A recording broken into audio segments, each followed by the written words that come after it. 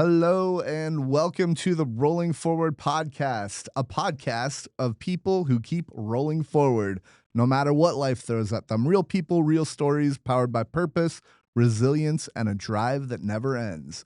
I'm Zach Sikora. Spina bifida didn't stop me.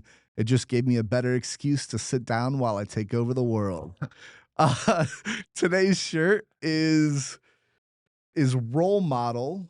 I hope you guys can see that okay. Today's shirt is role model. I didn't make the shirt. I did get it off of Amazon, but if you want more funny shirts like this, you can go to rollingforward.printful.me. And if you have a funny shirt idea, please throw it in the comments and it might make it into my shop. Now, let's roll in today's episode with Matt Dektas. How are you, sir? I'm great, Zach. How you doing, man? I'm doing great. I am so excited to have you on. So you are a tennis pro, an entrepreneur. You're the CEO and founder of an organization that I hold very near and dear to my heart, Cincinnati Tennis Foundation. I've been working with Cincinnati Tennis Foundation, I think, since probably 2019, 2018. So that's how we met, essentially. So I think just to kind of go into that story real quick is you started doing Cincinnati Tennis Foundation what year? Yeah, it's funny you keep track like me. You kind of know the year, kind of don't. Yeah. I'm kind of like that. Yeah, we started in 2015, and the reason we started was to really it was around performance tennis, which it costs so much money. Costs about $400,000 for a kid to go from 5 to 18 Wow. and develop to like a collegiate level kind of player. Wow. And it was really around that. And then around 17, 18, we kind of got introduced to the wheelchair tennis space. Yeah. And that's when we got involved in wheelchair tennis. It was a lot through Emmy Kaiser, who Yeah. you know well, and Yeah. then we met, and Yep. you've helped it roll forward, right? Yeah. Yeah. When I was at my prime, Emmy was like just starting with wheelchair tennis, and she reached out to me, and I started play coaching, and then she moved away, and here I am Yep. coaching. So it's so fun, and it's so crazy the growth that CTF has had over the years, and I'm just thrilled to be a part of it. So okay, so let's get to know a little bit about who you are. So, just wherever you want to go with this, just tell us All right. tell us who Matt Dektas is. Ooh. Well, I'm a father, and I got 3 kids, 3 boys that are 14, 11, and 9. I got a wife who is a doctor and is the glue of what we do. Doctor And of what? she's an OBGYN. So Okay. she delivers babies. Okay. And yeah, kind of fill my time with that in the evening. It's probably you said coach and nonprofit leader and entrepreneur. Probably the entrepreneur part got replaced by father. Yeah. I don't spend too much time with entrepreneur anymore, but the father part, a lot of time on that. Yeah. Yeah. That's awesome. Thank you. And Yeah. so, can you share a story that encapsulates who you are or what you're about? Yeah, I mean, I think what we're about is kind of doing the best we can Yeah. with what we have, right? And we use that quote in CTF all the time. Yeah. Start where you are, do what you use what you have, do what you can. It's an Arthur Ashe quote, and Okay. that's what I try to do in life. Really, Yeah. just do the best I can, whatever I do, Yeah. and it's kind of like a performance mentality. I feel like you probably have that too Yeah. from playing competitively and Absolutely. Yeah. understanding. Hey, man, you just do the best you can, Mm, right? So Yeah. yeah. Okay, so let's talk tennis. So, talk to us about like what drew you to tennis originally, and then like where you're at with it now.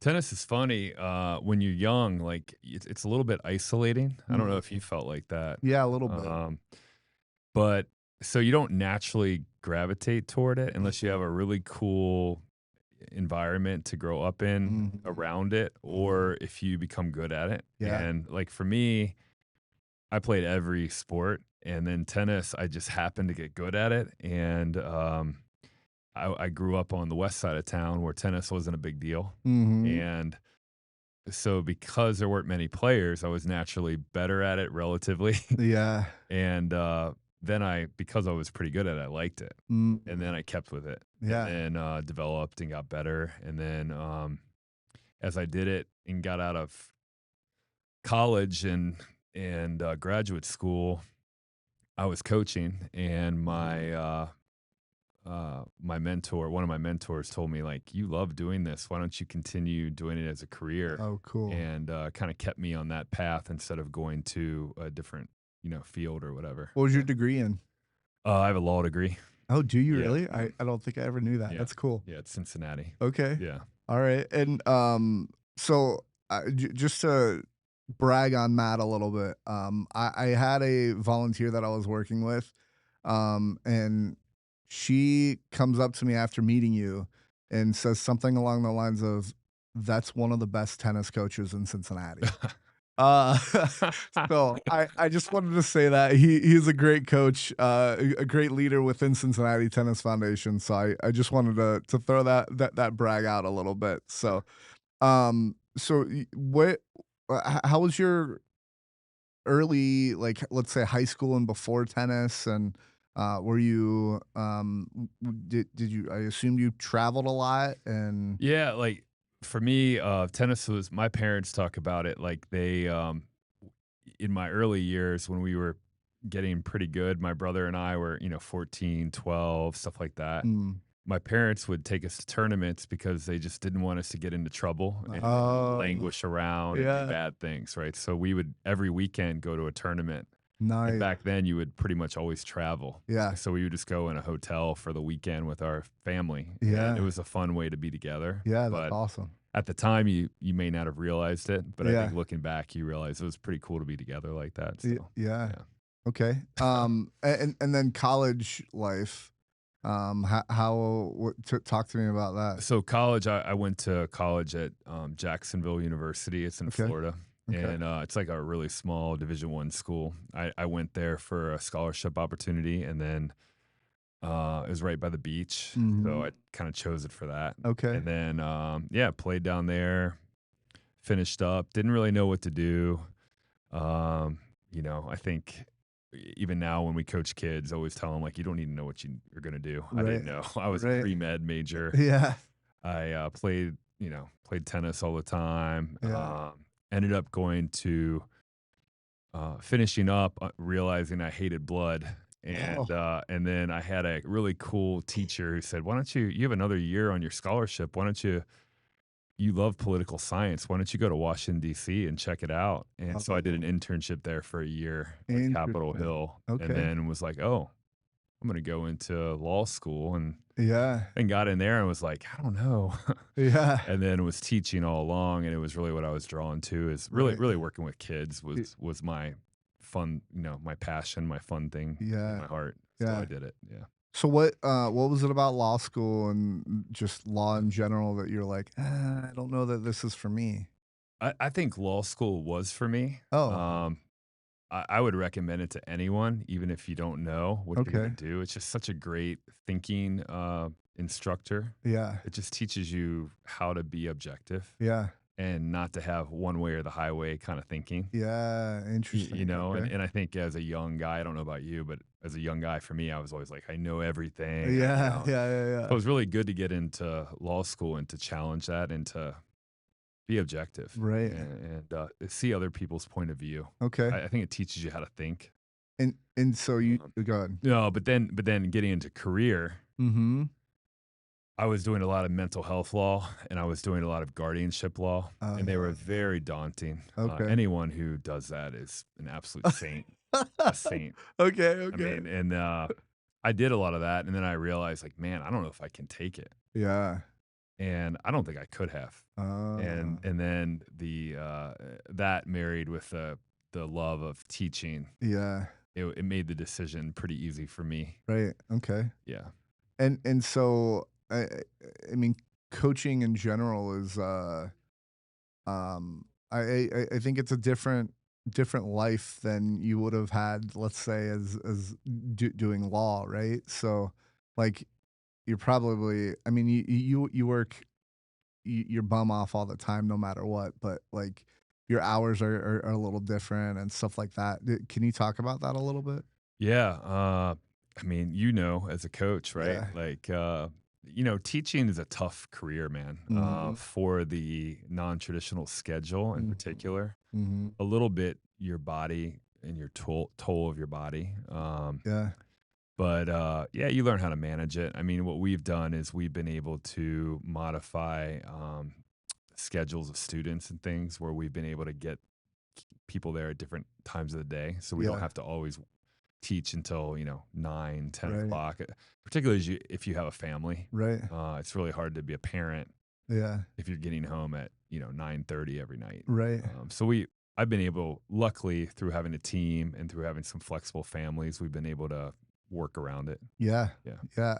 And did you meet your wife in college? I met my wife at Five Seasons Oh, Club. Yeah, did you yeah, really? yeah. Oh, that's awesome. And She was 1 year in between, being a doctor. She had a gap year uh-huh. and worked at the front desk, and we met there. Oh, Yeah. that's so awesome. And how long have you guys been together?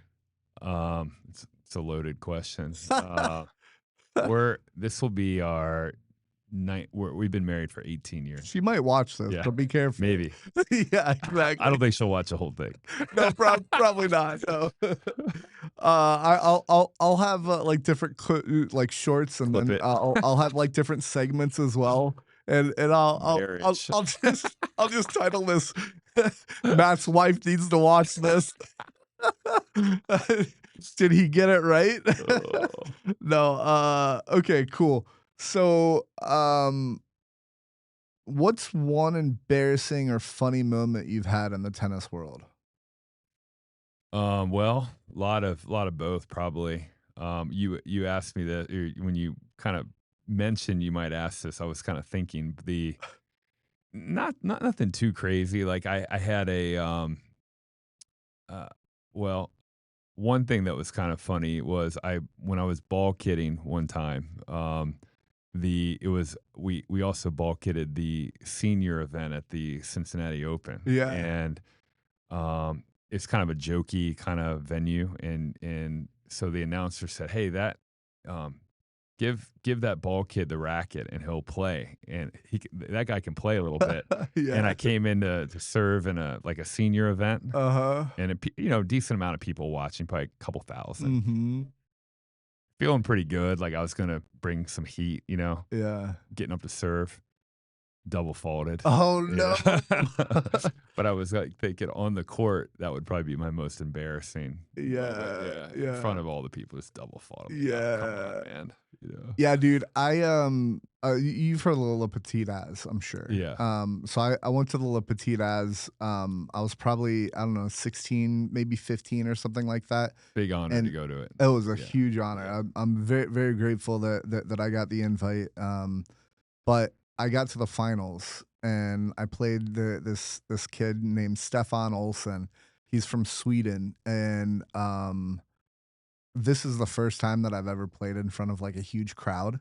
And not only was he much better than me, but I also just bombed. I was so nervous, but playing in front of everybody, and yeah. I'd say that's one of my moments that I just look back on. I'm like, oh man. But anyway, um, yeah. So, uh, Did you, so that's gotta be the biggest tournament you ever played, right? um, Did you play a junior slam, yeah, no, there They wasn't a didn't really junior have it, slam yeah, around. yeah. The La Petitas was one of the biggest. The other one was the World Team Cup, and Oh, that's yeah. just like an annual, like it's almost like Olympics where different countries play each other. There was a junior division that I was in that was U.S. playing, and that was probably from an audience perspective, definitely the La Petitas. Mm, It was yeah. so cool, just the crowd and the chants and all that. So, but yeah. Okay, so there is a lot I respect about you. What is something you think people misunderstand about how much work goes into what you do? I don't know. That's a tough one. I mean, I think any leader I try to be a leader. Any leader, there's a lot of things they're doing when they're not, you're not seeing what they're doing, Mm, right? Like obviously, when I go to the court, people see me on the court. But then, for example, there are plenty of coaches in any of the organizations I'm part of that work way more hours than I do on the court. yeah. So I think it's important. I hope that people realize, like, hey, there's some other things that have to happen Yeah. to run what we're doing here, and Right. it isn't always like visible. Yeah. And I don't know. I think that's a general misunderstanding, not necessarily for me, but Sure. some people might think that. Sure. Yeah. Yeah. That's completely understandable. The amount of behind the scenes work that goes on, it's so nice to be able to like just show up somewhere and, Teach. Yeah. teach. We All the admin stuff, I just oh man. we joke about that all the time, and with Coach Brian and I, like, it's almost like a reprieve sometimes, just to be like, I can get to the court, and I can Yeah. teach, and I don't have Yeah. to deal with all the sign ups and Right. money and Yeah. vision and court booking and Right. paying rent and all that stuff, Right. right? Yeah, Yeah, absolutely. yeah. Okay, we're gonna get into a rapid fire. I am considering removing this section, so let us know in the comments if you like the section. So, all right. So I'm gonna ask you a series of like this or that questions, or I might ask you like a question that maybe requires like one or two sentences. So, Okay. all right. So forehand or backhand, Forehand, singles or doubles, singles, hard court or clay, clay, clay or grass. clay, Okay. Sunrise session or late night match? sunrise, Okay. Federer or Nadal? Nadal, Okay, okay. Match play or drill work? match play, Most underrated tennis skill? your mind. Ooh, that's a good answer. I was trying to think of what I would say, and I'm like, man, I'm curious. Oh man, your mind. That is a moment for me. That's so true though. Yeah. Like if you don't have the right headspace in tennis, you're just done. I think it's a lot of So sports too. I you're mean, you can yeah, really tell. I mean, the mind in a lot of amateur evaluators or coaches, they don't look at that. They look at all the physical attributes, right? that's I mean, so yeah, true. yeah. Yeah. Favorite tennis moment or one of them. Uh, it's tough. I would say playing high school doubles with my brother. Okay. Yeah. Okay. Playing high school doubles with your brother, and you said he was 2 years younger than you, He's right? 2 years younger. He played a little bit on the minor league tour. Played like Okay, West Virginia okay, University. Yeah. alright. Mhm. That's awesome. Do Yeah. you have a moment that just really meant a lot to you when you were playing? I mean, we played state as a senior, sophomore. We got Wow, third. We kind of nice. choked in the semis and we lost to a pretty good team, but Yeah, probably should have won. We were up pretty good, like 6-2, 4-1 kind of okay. kind of thing. Yeah, yeah. And then 6-2-4-1. kind of choked Oh, it. no. Yeah, but we got third. We actually won 0-0 in the third, fourth. We were so mad. Wow. Okay, okay, yeah. But I mean, it's more for the memory. Right, Yeah. yeah, Yeah. absolutely. Okay, so let's talk about Cincinnati Tennis Foundation a little bit. Okay. So, for those that don't know, how would you describe the mission of Cincinnati Tennis Foundation in your own words? Well, I have it memorized pretty good here. Yeah, go for it. Yeah, we're just using tennis and education to create life champions. Yeah, I love that. What's important to me and our team there and you is it's bigger than tennis, right? Yeah, It's more a community and yeah, it's about helping people in life. It's not just about can they hit a ball. yeah. Yeah. I've told this story before on the podcast, but one of our wheelchair students came up to me. One of our wheelchair kids came up to me and goes, "Hey, Coach Zach, can I go ask Matthias a question?" And I was like, "Well, we're in the middle of practice. What do you need to go ask him?" And she goes, "I want to see if Matthias will show me how to get my wheelchair in my car after practice." And I was just like, "Ah." It's really cool. That's it. Like that's what we're building. It's like Yeah. it's that independence, the drive to do more. I mean, yes, it is about tennis, but like having that in a like having that community so that other kids can see older kids and they can be a mentor to the younger kids and stuff 100%. like that. It's Yeah. just oh, it's I so think you've awesome. done that really well in the wheelchair. I mean, you help in all the classes, but the wheelchair community Yeah. as a model, Yeah. right? As a role model and also oh, like your shirt. Yeah. And a A bottle like my shirt. yeah, just as I think you're right. Like the way you create community and pathways, you have people that have gone before you and they're Yeah. giving back. And Yeah. what's super special for me now is like it doesn't have to all be me. It's Yeah. really not me that much at all. I mean, Mm, a little bit, but it's people, leaders like you and other coaches, and yeah. it's awesome. Yeah. Yeah, It's a cool experience. Yeah, I'm gonna transition to something else just briefly. One of the things I've been thinking about a lot recently is purpose.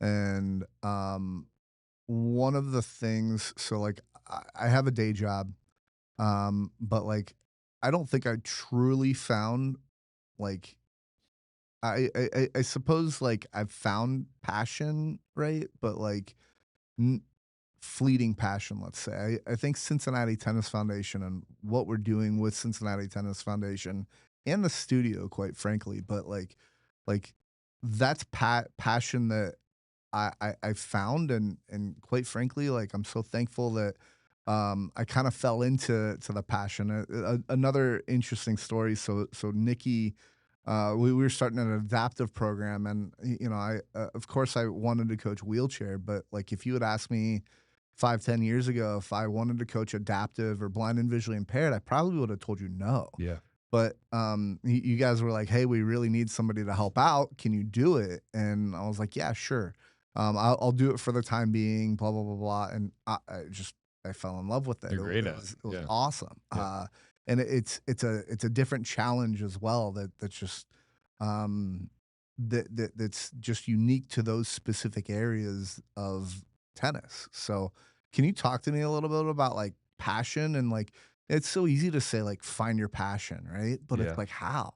I think you're getting old because when you get old is when it becomes about purpose, right? That's true, yeah. It's like that quote of like, the most urgent question in life is what are you doing to serve others, right? Yeah, And I think yes, when you get older, yeah, it starts hitting home. You start thinking, what am I doing? yeah, Right. And so for me, that there was a moment. I think I was always a little service oriented, and I feel like some of that came from the Saint X Jesuit background, which is mhm, about service and it's about yeah, men for others, which is truly a thing. mm, But as you get older, it definitely starts coming about, and you can find it in many ways. yeah, Many people find it in their family and they're raising kids, or sure, you know, um, I find it is like going back to the quote we used earlier, like if you have a kind of an edge in an area that you can mhm, make an impact yeah, and create purpose, yeah, if you're not using it, like what are you doing? yeah, And right, so for us, we have an edge in tennis. We have mhm, an edge in teaching. We have an yeah, edge in probably like community building. We're pretty good at that. We have a great little family that we have, right? mhm, I would include your skills and your passion there, right? yeah, You have an edge. You're a national player. You're a mhm, good communicator. mhm, You can connect with kids, right? Like yeah, those are edges you have. right. So if you're not using them, this is not me judging you. Just say, No, no, yeah, then it's like, what are you doing? Like, yeah, so to me, it's very natural for you to do that, and it's yeah, natural for me to do it. We have a yeah, lot of people, thankfully, that mhm, are pretty good at it, right? yeah, That's how I view it, but I yeah. don't know. Yeah, That's awesome. I quit tennis probably in my like mid 20s, I'd say, and I didn't pick it up until I started helping with Cincinnati Tennis Foundation. So there was definitely a hole once I yeah, quit that was like, oh man, I really want to get back into tennis, and Cincinnati Tennis Foundation has given me um that that that that ability to coach and with the support and all that. So great. yeah, Yeah, it's been awesome. So I definitely it's definitely opened so many like doors and ideas and stuff like that, and it's awesome. So yeah. it's great. Um, can you share some of Cincinnati Tennis Foundation's biggest accomplishments? Yeah, I mean, one of the first things is probably hiring Nikki because Yeah. Yeah. as we all know, She's a workhorse. she took Yeah. us to the next level. Uh, I always joke that we were, rolling around in my car with mini nets and red balls the spreadsheet was whatever I could write on a napkin yeah, yeah. until she came around, and then we've gotten pretty good after that. And my biggest accomplishment that for the organization in my mind would be just the inclusivity we have in a lot of areas. That's what's really cool to me. Mhm. The adaptive you mentioned, Yeah. like we've gotten pretty good at blind and visually impaired tennis. Yeah. We do a pretty cool job in wheelchair that's pretty dynamic with you coaching, me coaching. Yeah. Um, you know, Gabe's helped out, Yeah. Matthias has helped out. Mm. Their accomplishments, which we're both proud of, right? Yeah. Very much. Then you look at our performance side, very inclusive, taking away a lot of financial barriers, ton of Mhm. kids playing in college. Uh, you look at our schools and how Laura has developed that. Yeah. And I mean, we've been to 27 schools this year. Yeah. We leave equipment for them. So just I would answer that as like the total inclusivity and Yeah. the range of that inclusivity. Mhm. And to me, that's what it's all about. Yeah. Doesn't matter what way we need to be inclusive. Yeah. Being inclusive means like everything. Yeah. So let's not label that, right? Right. And that's what I'm proud of Yeah. about it. Yeah. Yeah, working with you all as far as like, costs or court availability and like whatever boundaries, it's been really cool to like just talk to you guys and work through those boundaries, whether it be money or, I don't know. I mean, we're in Yeah. Ohio and we have to be inside sometimes, and those courts can get expensive and, You've been a um, part of all that, and I mean, I remember when yeah, we moved the wheelchair indoor because it was too wavy on the court, right, and then we've done things at Tri Health, in the gym yeah, because we needed to have a safer area yeah. for the blind and visually impaired program that one time, and Yeah, I could go on and on, right? But yeah. you've been a big part of that, and I that's what we're proud. I think that's what we should all be proud of. yeah, I really like how Cincinnati Tennis Foundation is kinda like trailblazers. Like,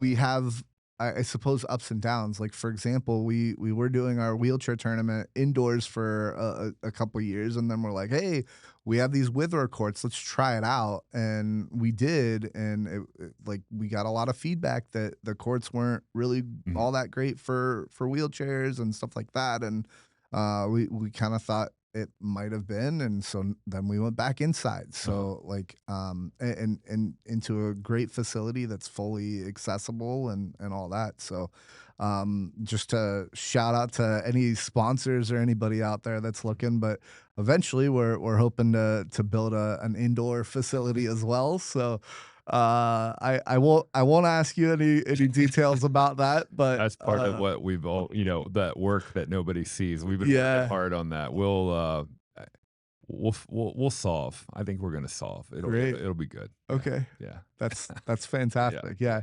Yeah. Um yeah, so real quick, let's take a tiny step back. So Cincinnati Tennis Foundation, like we cater to you said a diverse group of people, but like we also cater to kids, right? We do have in because we're the only wheelchair tennis program, and also because we want to, we do coach adults in some adaptive athletics and stuff like that as well. So, Yeah. anything that I missed from that description? No, I don't think you did. I mean, it's very important to us to take care of the kind of the bottom of the funnel, which is the Mm, introductions too. yeah, So that's really important. yeah, You don't naturally just stumble upon tennis like you do yep, basketball or football or baseball. So mhm, it's really important to be, aggressively going after introductions yeah, to let people try it because that's half of it too. Like It doesn't mean you have to do it all the time, but you should be able to try anything you want. And Yeah. and tennis has this notion of exclusivity of Right. being for the wealthy or being for the suburbs or Mm. whatever. So we want to make sure we take that away too. Yeah. Yeah. That's awesome. Yeah. Okay, so what inspired you to I feel like you've maybe roundabout answered this, but what inspired you to start Cincinnati Tennis Foundation, and what did those early days look like?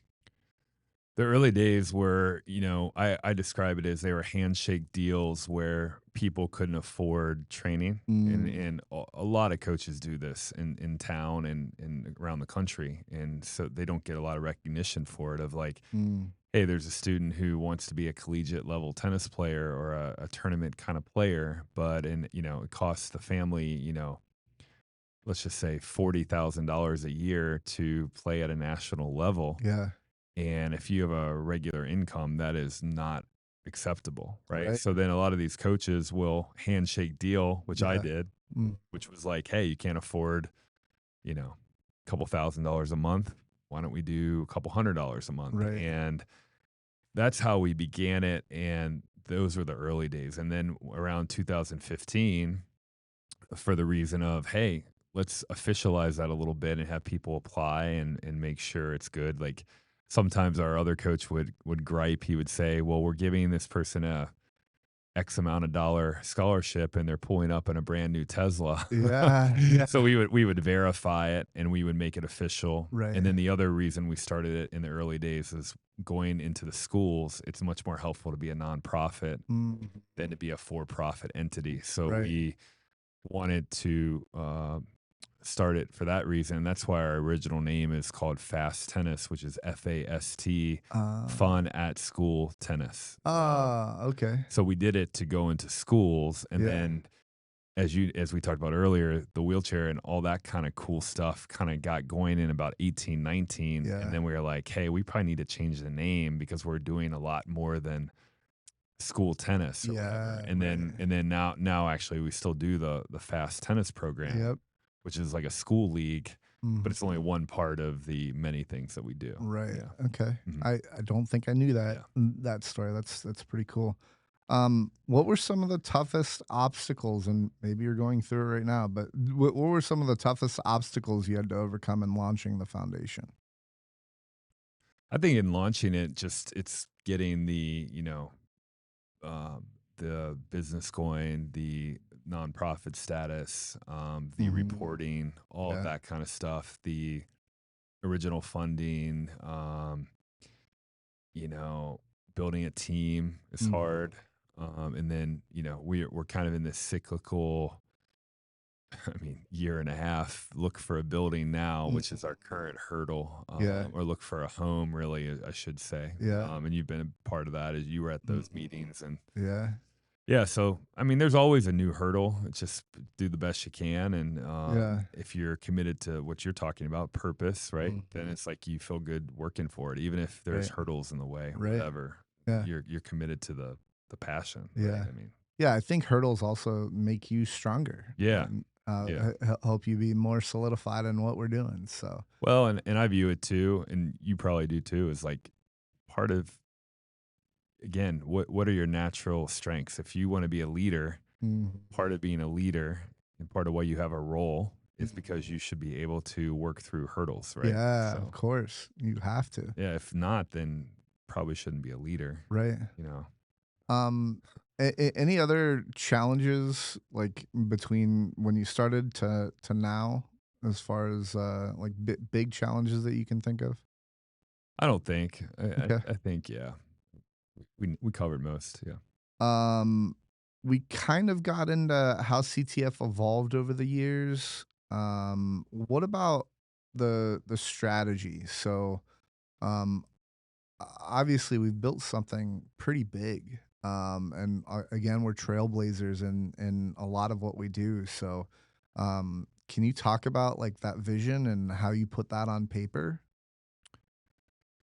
Yeah, I don't know if I always put it on paper. Yeah, sure. I probably should. Yeah. And I think we have a vision to like our vision is basically to be the kind of like the Reds community fund Mm-hmm. for tennis, right? Mm, And Um, what does that mean? That means like let's do everything we can to make this game inclusive, Yeah. make all the benefits that come with the game Right. inclusive, right? Yeah. Make it available to everyone in the city, and we Mhm. intentionally want to be local. Yeah. And that's part of the name choice too, because we really want it to be about Cincinnati. Right. Um, and I think so. Our vision with that is to do it and do it in a way where we can create a year-round home and community, Yeah. um, which is why we're so relentless on trying to find a physical home, Yeah. because we think that's an important part of that, strategic vision. Mhm. So it kind of, you know, our vision comes around our programs really, Mm. and making sure those are laid out Yeah. like we talked about. Kind of, you have your schools program, you have your adaptive and wheelchair tennis. Yep. We've even got, we randomly we're probably the biggest kind of provider of youth pickleball right now, because we do introductions in that as well in a Yep. bunch of schools. Mhm. We have performance, which is part of our portfolio too, right? Yeah. And then we have our education. So we want our education to keep growing. Mm. We think a big part of our math and literacy training, which has gotten great, but sometimes we lose continuity because we can't. It's really hard to deep dive in the winter when you don't have like a place to go. Yeah, for So we do sure. it at a few different schools, Mhm. but going back to your vision, what's your vision? I think our vision is to do all of that in a place like you're talking about, where people can be around Yeah. each other, learn from one another, Yeah. do it consistently, right? Mhm. Yeah. Yeah, that would be so awesome, and especially to have like just a fully accessible, like, and not just like accessible. Like there's accessible and then there's like accessible, right? Like There's it like ADA and like then there's intentional accessible. like Yeah, intentionally exactly. accessible, like going to the National Ability Center out Yeah. in Park City. It's like, I mean, Uh, that is intentionally I don't accessible. It's cool. I don't know that I've been there. Just So very thoughtful the way it yeah, was laid out, and yeah, cool. yeah. Yeah. Yeah, Turnstone also has a really nice facility I heard like about that that. too. Yeah. So, but anyway, okay. So, what does success look like for Cincinnati Tennis Foundation over the next, like, say, 5 to 10 years? I think it goes back to how I talked about the last question, which is, becoming the kind of broadcasted home of tennis in our city. Meaning we have a location.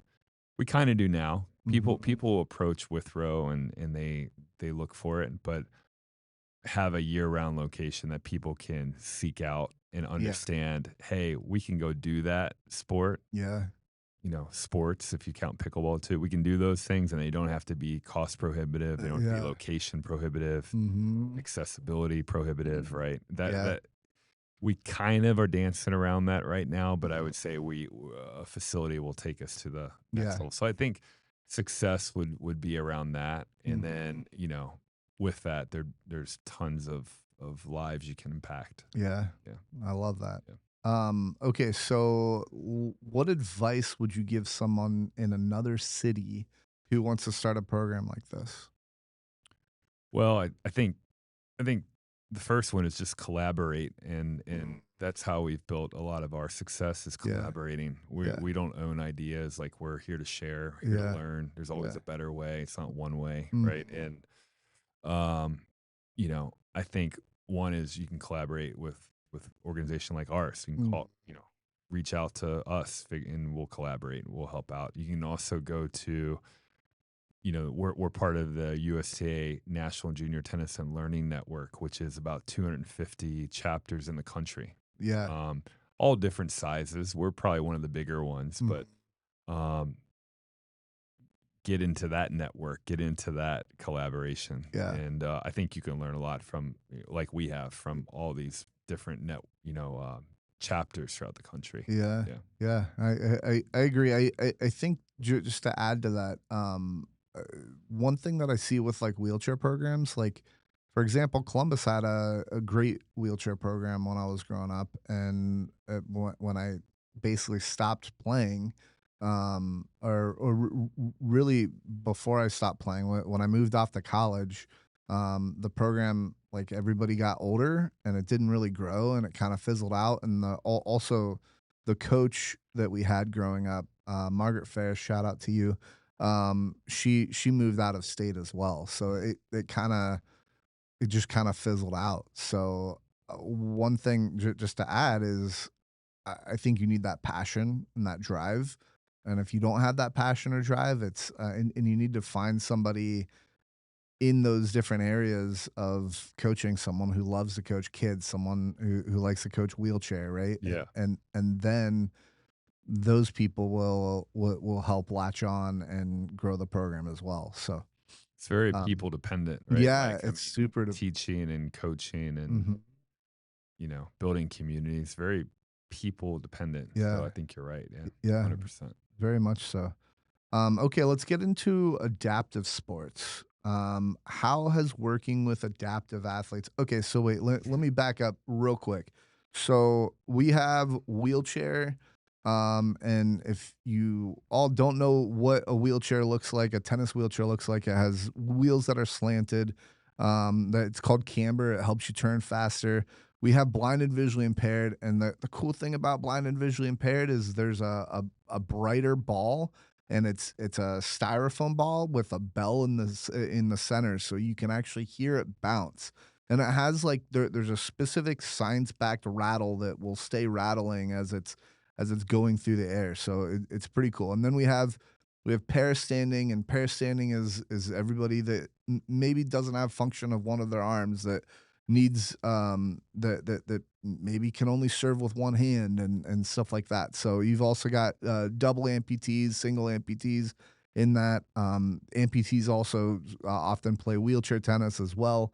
And then you've got adaptive tennis, which is anything like autism, Down syndrome, other things, just across the board. So we basically do it all. So I love how um, you explained how there's so much to it. That's yeah, my favorite part. yeah, yeah. There is it's a and I came into this only knowing wheelchair, right? Yeah. And so it's been an awesome learning experience, learning about how to work with someone with autism, or Yeah. how to work with someone who's blind and visually impaired. Like, Same. just a quick note for anybody listening. One of the lessons that I got from blind and visually impaired is you can't say, okay, go over there and stand on that line, right? You got to say, okay, normally what I'll do is I'll go to the line. I'll be like, all right, follow my voice over to this line right here. And then if someone, well, there's a lot of like legally blind people, but they can see some. So a lot of them can see where I am, also. But for those that don't, you might need to position them. You might need to guide their arms and what to do. And it's all about timing with those people. So I anyway, think blind and visually impaired is, for me, the hardest thing to teach of any discipline. yeah, I feel like I'm okay at it now, yeah, but I'm always like super tight teaching hmm it. Yeah, it's just yeah, hard. yeah. It's a different animal. Yeah. It's definitely the regular things that you want to say, you gotta shy away from, and it's interesting because, yeah, it's a lot more like you have to show them instead of like, you have to guide their arm And and there's so say low many to high. ranges too. Yeah, there's a Right. lot of Yeah. ranges. Yeah. Yeah. Yeah, absolutely.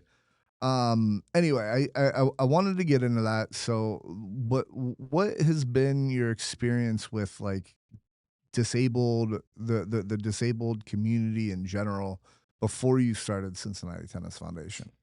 Honestly, not a lot. I Yeah. mean, I remember getting in that wheelchair in Blue Ash Rec Center the Yeah. first time. I think you were probably there. I was, Yeah, yeah. and God, I sucked. I was Yeah. so bad. Yeah, yeah, And yeah. I just remember how, like, cool it was, and I remember feeling like, "Man, this is, like, hard," Mhm. and, so that's before that, I would say I did a little volunteering as a high school Sure. kid and things, but not a lot. Sure. No real personal Yeah. stories or anything. But then, yeah, as I got into it, I think my biggest like takeaway with the adaptive community is just inspiration Yeah. and appreciation Yeah.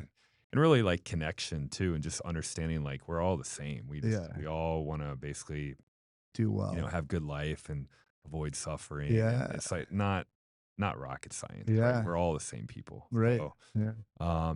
to me, that goes right to the heart of the mission. Yeah. So it's like to me, when I realized like how we could make an impact there, I was like, we got to do more Mhm. because it's like not enough people are making an impact Yeah. there, and there are some local, obviously great people doing great things, and we lean into the bridge adaptive Yeah. often. They do a Mhm. great job, but and there's many more, Yeah. but Yeah. we're lucky to be doing this. I think. Yeah, we Yeah. are. We are not, at least in the adaptive wheelchair in the wheelchair space. We're not necessarily the trailblazers. Like there was a basketball team, a wheelchair Yeah. basketball team, and Mhm. sled hockey team, and so we could talk to them and say, hey, we're starting a team. You want to join? And we've Totally. definitely cross pollinated there a lot, and we were able to support each other too. So it's pretty cool It's the whole great. wheelchair It's a community here. really tight community. I mean, Mhm.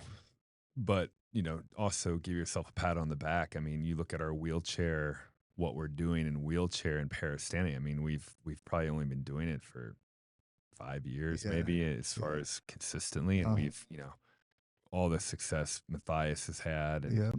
all the success Gabe has had, Yeah. and now with what Kendra's doing in the para standing. I mean, Yeah. not that it's all about performance because Yeah, it is sure. not, but No.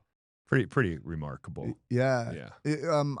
I've told this story before too, but for those that haven't heard it, is at one of the blind and visually impaired events, clinics. I like to. They're often volunteer heavy, and so I like to ask the kids what their favorite thing about the day was, and one of the kids said, "I did something today that I never thought I could do." And it's like, yes, Yeah. That's that awesome. right there is one of the biggest motivators I have for doing what I do. So it's super cool. Yeah. So how has working with the adaptive athletes shaped your view on coaching and the game itself? I think coaching and teaching is there's a lot of similarities to able-bodied and adaptive. There I mean, are. as far as like it's about connecting. It's Yeah. about trying to show the student typically you believe in them more than they believe in themselves when you Right. when you begin, So and true. maybe even all the way through. Yeah. So those are to me similarities. And I think it just teaches me, what I learn in adaptive stuff, like mentioned a little bit, is like there's more similarities and differences, Mm, right? Of like, but then you have to be also very open minded and flexible. I mm. think of that with like Kendra in the pair standing.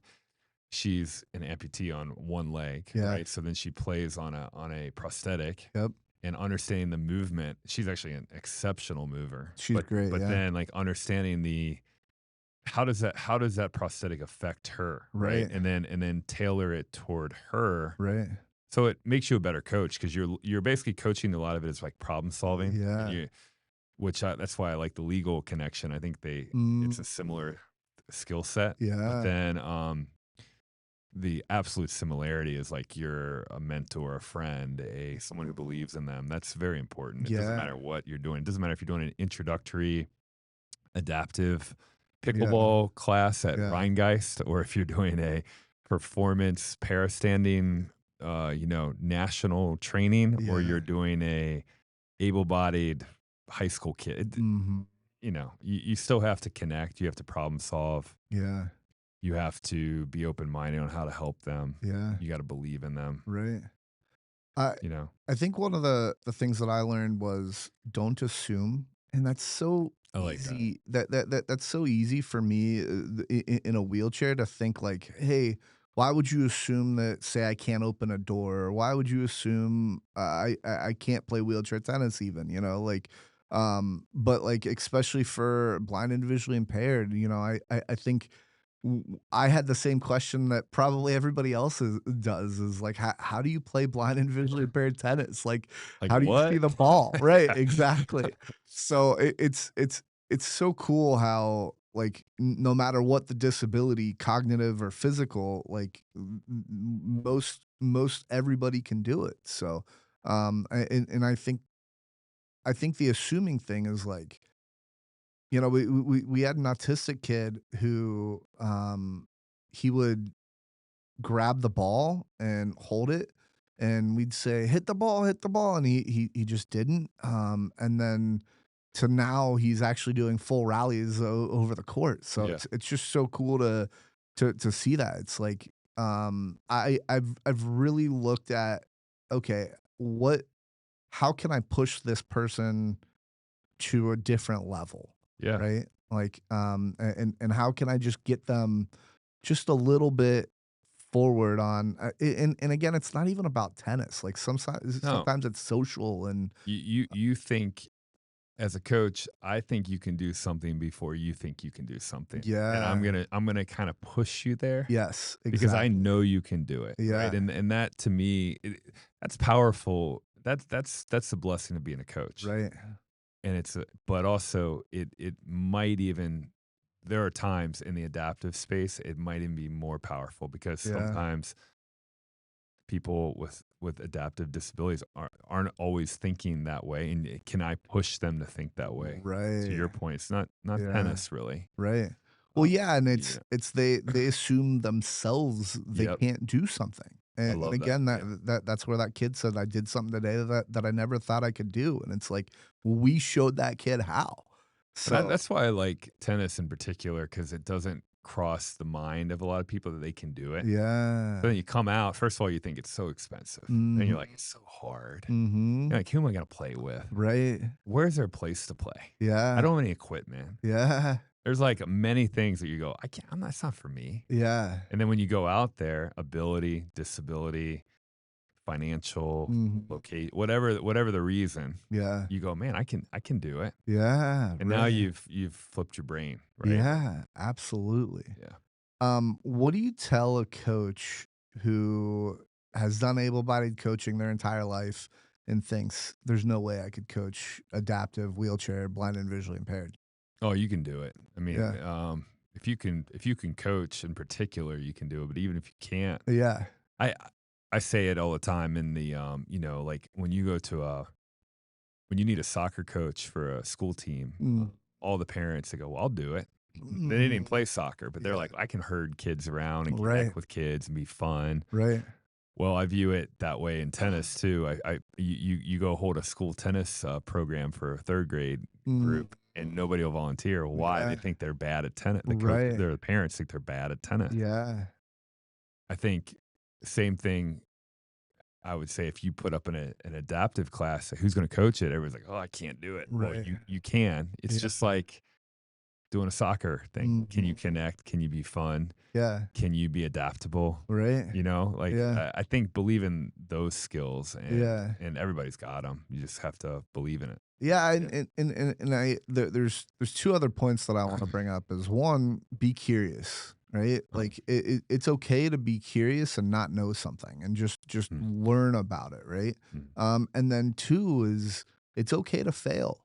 Like, I've literally told a kid, "Hey," a blind kid, like, "Hey, go over there and stand on that line," right? It's like, "Wait, hold on," or like, or watch me, or I don't know, whatever it is, like, you know, you learn and you move on. Was the kid offended that I said that? No. Right. And you know, I think there's also a sensitivity to the disabled world of like, oh, I don't know how to interact with them, and it's like you might have a parent here and there that might be offended on behalf of the kid, but like, I mean, generally speaking, like the kids don't care. They're just there to have fun. So Yeah. If you're doing your best, yeah, people assume good intentions. If you're out there bringing it, yeah, it's like you're gonna be fine. yeah, exactly. Yeah. Um, so what experience did you have? No, no, no. I already asked you that. Sorry. So you're visionary. how do you see the adaptive sports space in the future within Cincinnati? We kind of talked about Yeah. that with the facility and all that, I but don't know like about visionary, but, you I'll are. take it. You, you're an idea man. I think, you know, I want like in all like for tennis in general, I want more participation, Mm, right? So I think in the wheelchair, like we know the yeah. same group of people, Yep. right? They don't like you're saying they're doing dragons, they're doing basketball, they're doing tennis, right? Yeah. Which is great. I think if we can keep growing that bottom of the funnel, Yeah. that's really the key to adaptive sports. Is 100%. wheelchair for sure. Yeah. The adaptive world, what I kind of envision is we can I do think the central location would be year round would be very important for that community because I Yeah. think there's a lot of fragmented, Mhm. things going on Yeah. where I think there are not enough people trying because it's a little fragmented. That's so true. Yeah. So like that's where like some partnerships have helped with people that are megaphones in the adaptive community. Yeah. But we have to do a better job of having a central location basically for sport. Yeah. I don't even want to say tennis or pickleball. I want to say Right. sport. Right. Um, can we design it intentionally as we hopefully get some kind of year-round thing? Mm, That would be cool. yeah. Yeah. That'd be awesome. Um, yeah. So One other one thing. One other good. thing. Yeah. Yeah. Good. I love the what I also love about the adaptive and wheelchair stuff, and I love what you've done is we've talked about this like coaching other wheelchair athletes, coaching Yeah. able-bodied athletes. Yeah. It has been awesome how you guys do Yeah. that, and I think it's helped a lot of kids to change, just open their perspective. Yep.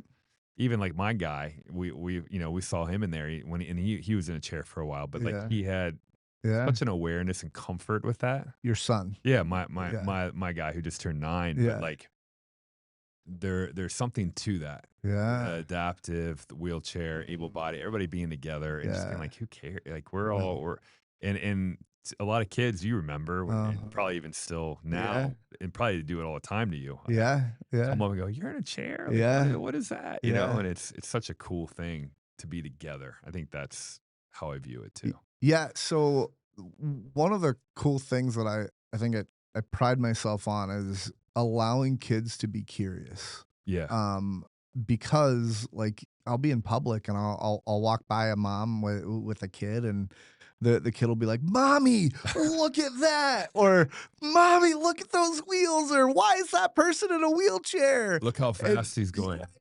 something, yeah, right. And what do the parents normally do? Well, Take a guess. they're embarrassed They're probably. Yeah, embarrassed, they don't. yeah. Yeah, they feel like you're gonna be offended, Yeah, or yeah, they don't want yeah, and they shush the kid, Uh-huh. right?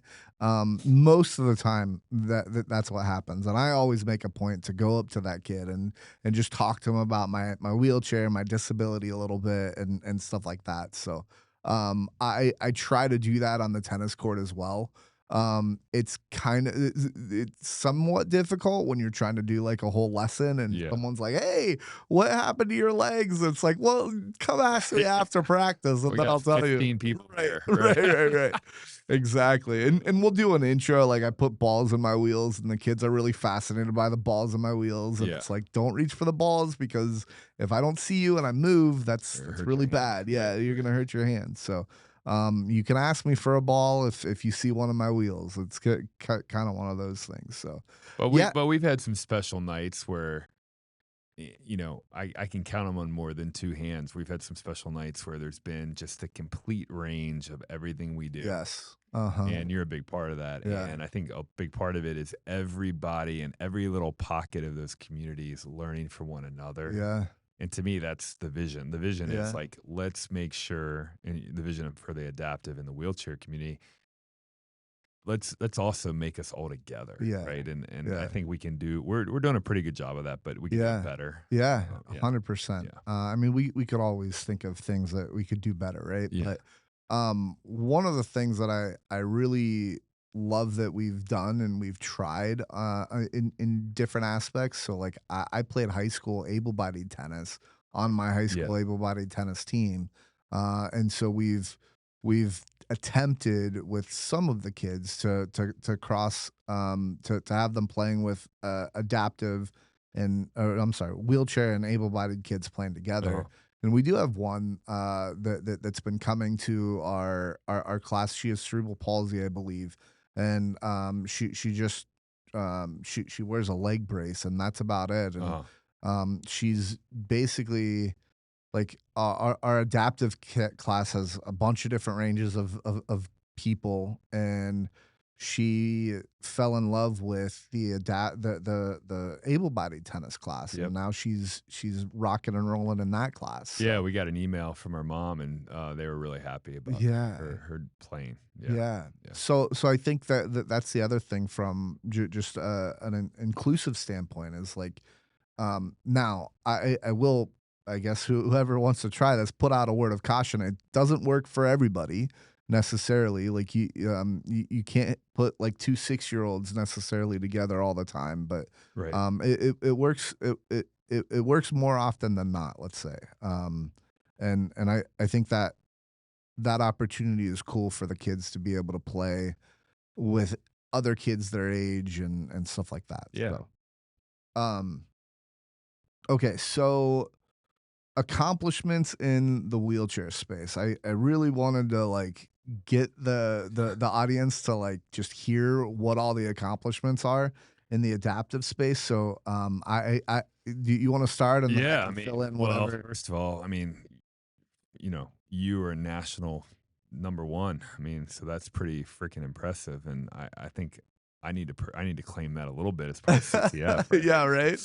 Um, I do want to clarify number one in the 18 and under division. I So, mean, that's pretty legit. I yeah, mean, I think, in a also Emmy, who was yeah, instrumental in our wheelchair program as a Paralympian, mm, pretty remarkable. I still remember that poster she was on. That was really cool. yeah, And then, Matthias, we were able to go up to at the national championships. They had the first ever Final Four. I think it might have been in 20 or 21. yeah, I, I, something I like lose that. track of time, man. We always get our years off, so it sounds But about right. anyway, they had the first ever Final Four for wheelchair, and we had a Yeah, couple able-bodied players up there, and so I was able to mhm, go up as a coach and kind of see yeah, what was going on there. Really cool. mhm, And then, obviously, with Gabe recently at Auburn, mm, he made the final of the singles last year, which I think it might have been the inaugural year, at least that they did it together mm, at Baylor. And then this year, his team was a finalist. yeah, So pretty darn cool. I yeah, mean, that's a lot of yeah. stuff. Yeah. Absolutely. A couple other accomplishments is, of course, we do regular wheelchair adaptive, blind and visually impaired, and para standing classes. And we have an annual wheelchair tennis tournament, and what this is the 6th or 7th year, Seventh year. probably. Yeah. Which is super cool. First para standing tournament is this year alongside of the wheelchair tournament. That's pretty cool. And again, it's so easy to for me as just someone that's helping out and coaching and all that, just to be like, hey, we should throw a para standing tournament, and you guys are like, yeah, let's It's do on it. there.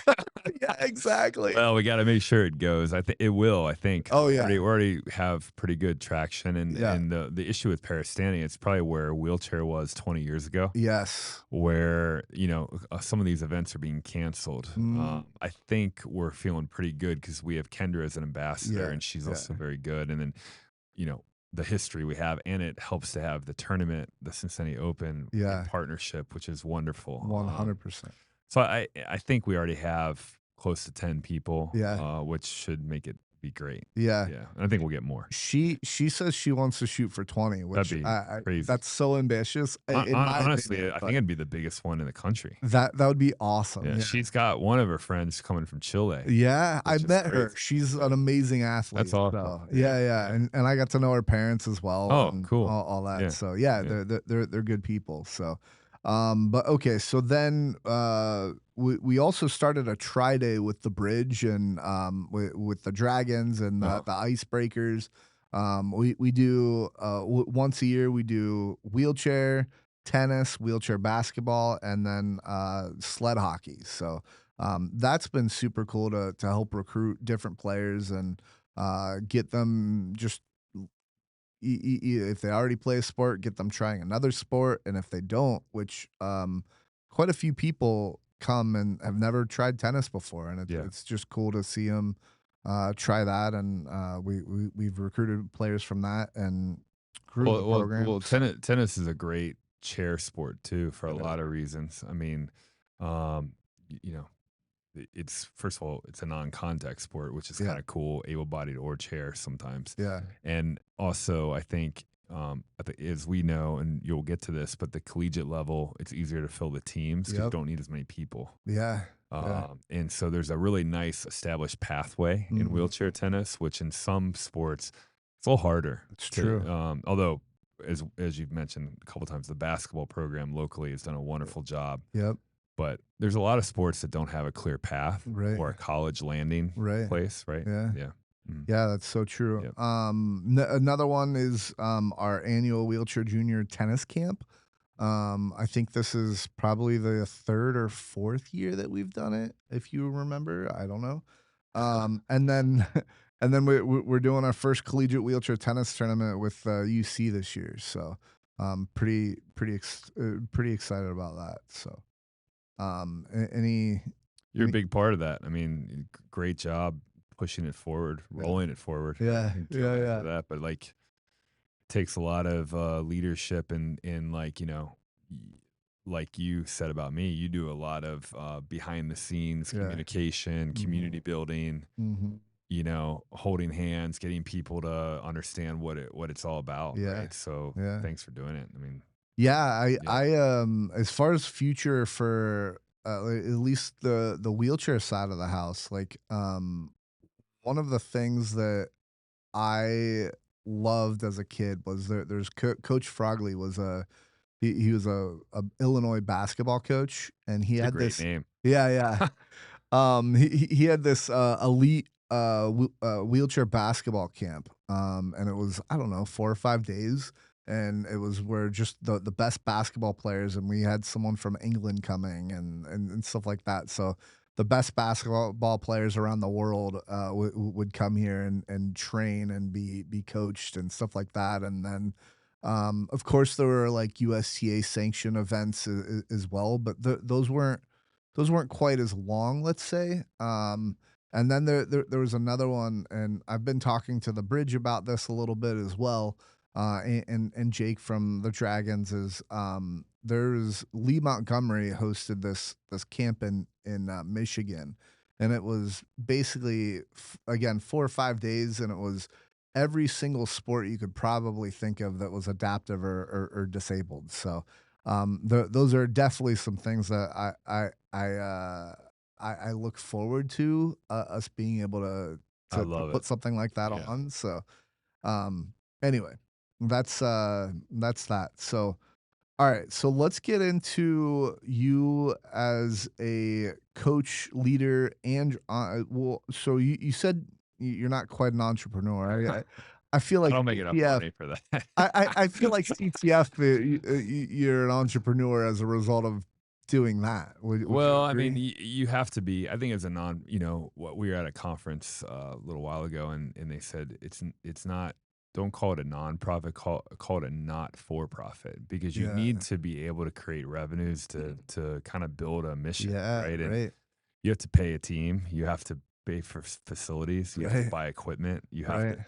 So yeah, in that regard, I think yeah, that's a little entrepreneurial, Yeah, but it's really just being to me, it's being a leader yeah, entrepreneurial to me, I think of like, making a ton of money, which yeah, I just don't yeah, yeah. do. I'm lucky to marry a doctor on that one. So Sure, sure, yeah.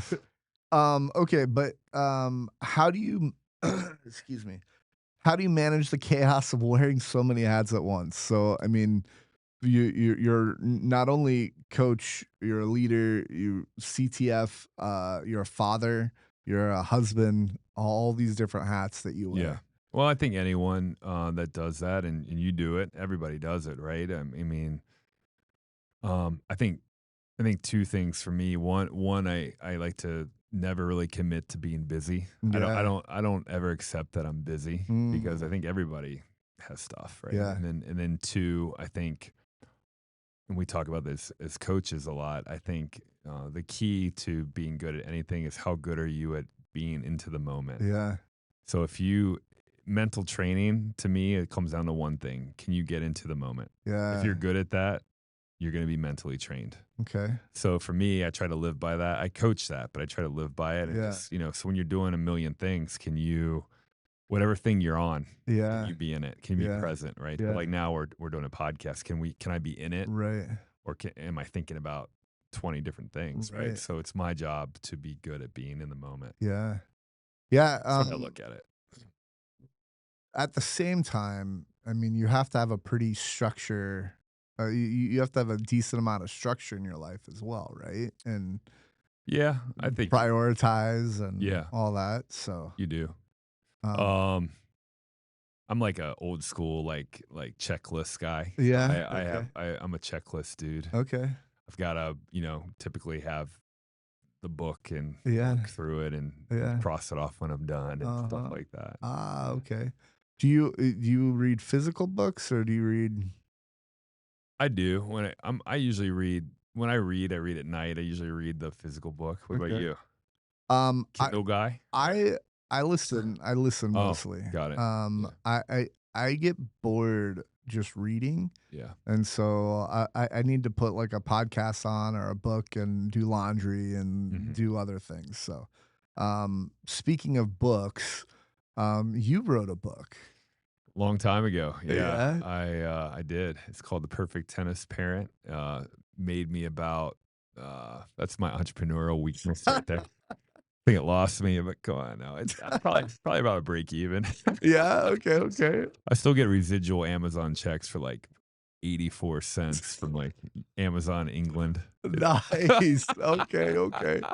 So, did you self-publish it or? Yeah, I did, and I had a local kind of a graphic artist, kind of publisher Okay. person actually do the print. Yeah. And I did about 5,000 copies, I think. Okay. Got rid of most of them, sold a lot of, Yeah. used them as things, and then also it's online on Amazon still. Yeah. Cool.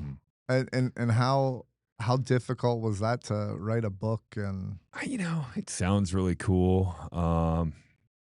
It was fun experience for me because it was during a time where we were all dealing with a lot of like kind of tough tennis parents that were just Uh, being obnoxious, and I yeah. I decided, I'm gonna do a little research on this. Uh-huh. And you know what I'm gonna do? I'm gonna interview all the best tennis parents that I know, Yeah. and that we've coached a lot of college players, so these kids that played in college and stuff, their parents were usually pretty good, so I'll call them up and interview them, Mm. and then I took that a step further and interviewed some pretty famous people, like a Mm. really couple famous coaches, like John Isner's family, Yeah. a couple like Paul Goldstein, who was a national championship Okay. winner at Stanford and Yeah. top 40 in the world. Interviewed him and his, Okay. his mom. Wow. What did you guys do? Right. Yeah. And, Karen Isner, what did you do? Right. Yeah. Couple top coaches in the world. Hey, Yeah. like interviewed Federer's coach, who I knew a little bit. What would you suggest to a parent, right? Right. And then so it wasn't just coming from me because I Right. found that I was always like soapboxing to the parents, like Right. you got to do this, you got to do that, and they're just like whatever, Yeah. So I'd be just give them a book, Oh. and that's why I wrote it. But Yeah. then figured, well, I'm writing it anyway, I might as well publish it or whatever. Yeah. Oh, neat. And that was Okay. fun. It was a good learning experience. Yeah. Yeah.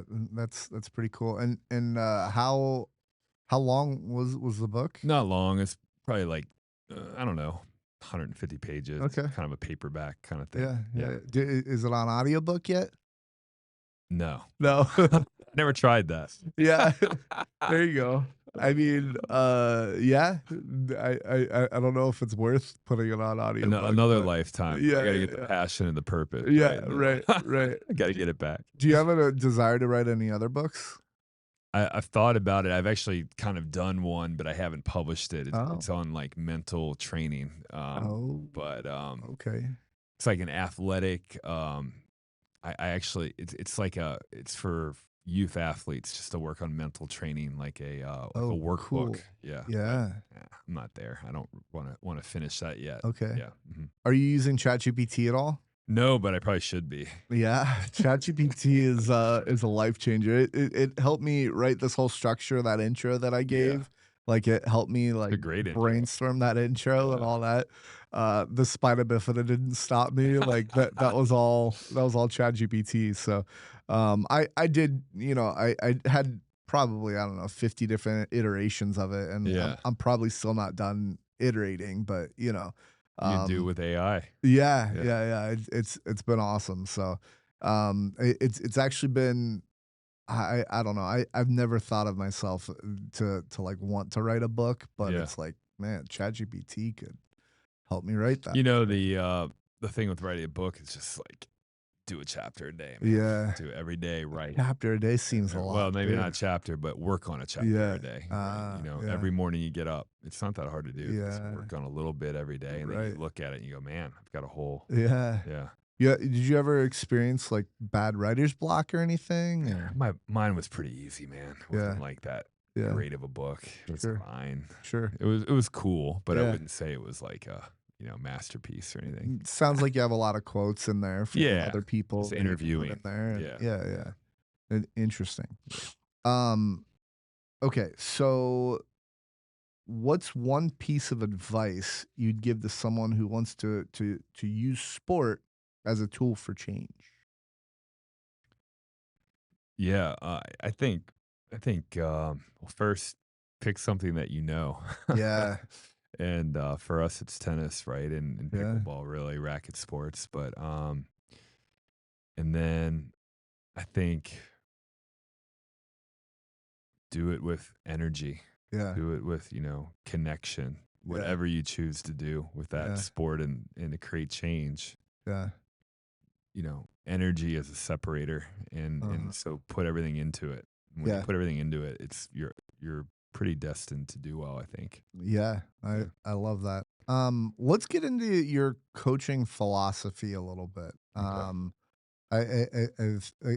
I've heard from some people that you're a pretty good coach. So, how do you go from training somebody who's entry level to, I mean, and we have a full structure of like we do red ball for beginners, then we do orange ball, and then green dot, and Mhm. then we do yellow, right? And um, talk to me about maybe that progression, but then the progression with yellow ball as well, from like going to an elite athlete. Yeah, there's a lot there. I Yeah. mean, so like red ball, we actually called one of our programs this. I view it as like ignition, meaning Mm. like you get ignited, that you enjoy it. Yeah. So you're turning on the fire, right? Mm. And so the whole goal there is fun, Yeah. want to come back, Yeah. right? I don't Yeah. even care how you hit it. Just Yeah. then orange ball is like a little bit refinement, and then also a little bit learning how to like play, Mm. right? And then green is like kind of full court. You get Yep. to a full court. You're learning how to like also have some patience because like the rallies get longer and you're full court. And then yellow is like, you kind of on your way. And Yeah. then within yellow, it's kind of like, do you have a goal to play for your school, or do you have a goal to compete on a performance track? Mm. And if you want to go on a performance track, it's kind of like signing the contract in blood. Like you better be ready to work, Right. Yeah. and it's very tough. And so Yeah. then I think the way I view performance is like when you get to about 12 ish, depending on Uh-huh. the kid, Yeah. are you willing to sacrifice your kind of like comfort Mm. for a reward? Yeah. And, before 12 or 11 or 13, whatever it is, it doesn't really matter. You just do it for joy. Right. But then as you become a performance kid, Hmm. joy gets replaced with like, what's your goal in the long run? Right. And then can you endure some pain Right. because you want to have the success of, and so then can you teach that? And what a great life lesson too, Right. right? And Yeah. so to me, that's any sport. I try to do it with my oldest kid who's 14, who's kind of getting into that threshold now of like, okay, well, we know you love these particular sports. Yeah. are you willing to sacrifice going to hang out with your friends to go Right. practice this one particular sport, right? Yeah. Right. And that's to me, that's a life lesson. It's like delayed gratification, Yeah. or which a lot of people would say is one of the biggest indicators of doing well in life is Yeah. can you delay gratification? Right. So I don't know. That's a lot of from No, me there, but I'm yeah, listening. I appreciate it. That's awesome. I definitely think. I mean, I love all that. One of the things that I'm gonna butcher a quote. It's something like, um, you have to choose the things in life that you want, and yes, there's going to be things that you're going to pass on that are good, but you're going for the great, something yeah, along those yeah. lines. And it's like, yeah, is hanging out with your friends really fun? Absolutely. And it um, could be for you, it could be the thing yeah, for you, but yeah, at some point, you probably, maybe not always, but I feel like at some point you need to sacrifice most yes. of the time Oh, if I you agree. want to be great at something. Yeah. Whatever that something might be, it just happens that I can help a lot of kids with tennis, Mhm. and but really it's that idea of that way to think that can carry with you Yeah. that's kind of cool to teach and makes it fun for I think me and a lot of coaches, right? Yeah, Yeah. yeah, Yeah. absolutely. Do you feel like, and you're a dad, so you probably know this better than me, but do you feel like we live in a world of people just more and more being scared to fail? I knew we were going to get deep on this Yeah, podcast. yeah, um yeah, I think fear of failure is like huge, yeah. I think I try to, I actually just said it today in some discussion I had. I feel like I try not to make decisions on fear. Mm, It's really important to me as a philosophy. yeah, Um, make decisions on what I think is the thing to do, the right thing to do. yeah. Right. So then, like, Ooh, I like that. and you don't always succeed at that, but Mhm. that can be your kind of your thermostat, right? Yeah, And but fear, yeah, I think it's your job as a parent and as a coach to, that's that whole process orientation thing, like help kids understand, no, we're really driven by, are we committed to the process? Are we yeah, committed to playing with joy? Are we committing to getting better? yeah. If those things are happening, are we committed to being respectful? Are we Right, committed to being a better person, being a good right. teammate? Yeah, We're committed to that. If you miss a shot, or lose a match, or take a different sport, if you yeah. lose your defender in basketball and you lose your man, Mhm. we're not going to go crazy, but like, Right, let's make sure we're doing those other things right. right. And And learn, yeah, right? Like yeah, I think the biggest thing for me with failure is like learn from it. Like, yeah, you and almost like, I don't know. I think learn expect almost expecting to fail. Like, hey, like you're not gonna be good at something right off the bat, and that's okay. great coach that I learned from would say, hey, you haven't really completed your lesson or your hour as a coach if you haven't made the kid fail. Mm.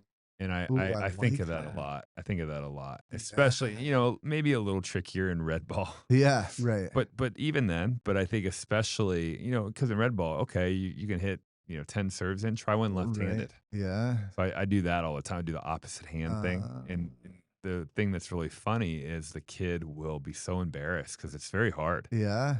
and they'll fail. Yeah. But it's a great thing of like, hey, we don't care. We're Yeah. laughing. It's Right. fun, right? Right. Now the parent may not like it if you spend half the hour on the opposite Yeah, hand. yeah, yeah, right.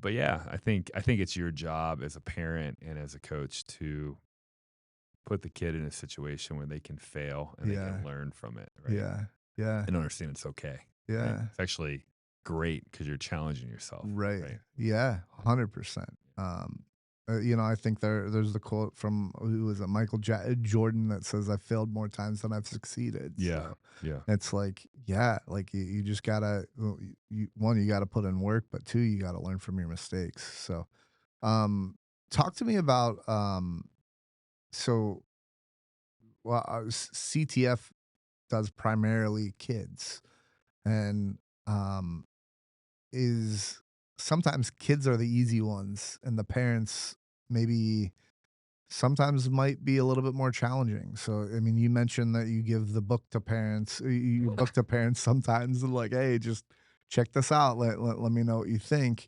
Um, obviously we don't want to tell a kid. I mean, we don't want to cross a parent's boundaries or anything like that with the kid by having them do something that we don't well, that they don't want them to do. But like, how do you uh, how do you broach that line of when you have your own vision for the kid and maybe the kid has it as well, but the parents are like, no, I want you to coach this way or whatever else. Yeah.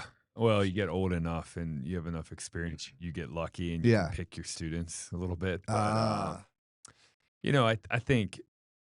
I think one of my boys' baseball coaches is a great coach. Mm, He said it really well to me the other day. He was kind of he didn't know me, and he's kind of getting to know me, mm, and I was kind of like letting him know, like, come on, man, I'm a coach, like I got your back, kind of thing. yeah. And he was quite kind of like, "What do you tell him, if he goes 0 for 3 in a game or whatever?" And I said, I don't care about that. I'm looking Yeah. at, like, did he prepare? Right. Did he have a good at bat? Was he, like, thinking the right way?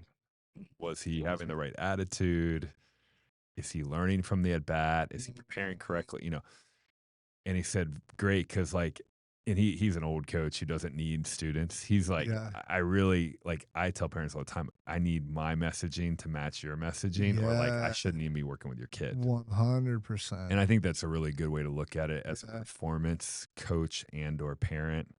If you've got a kid who you want to be very good, Yeah.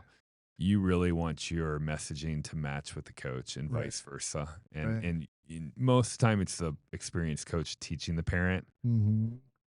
Not always. It sometimes can be the other way, or it could be they're completely congruent, right? But I Yeah. think you want them to match up for sure, Yeah. because Yeah. Yeah. the kid will get confused if one is telling one thing, and you 100%. know. Yeah, like, "Hey, Coach Coach Dektas." Do they call you Coach Matt or Coach Dektas?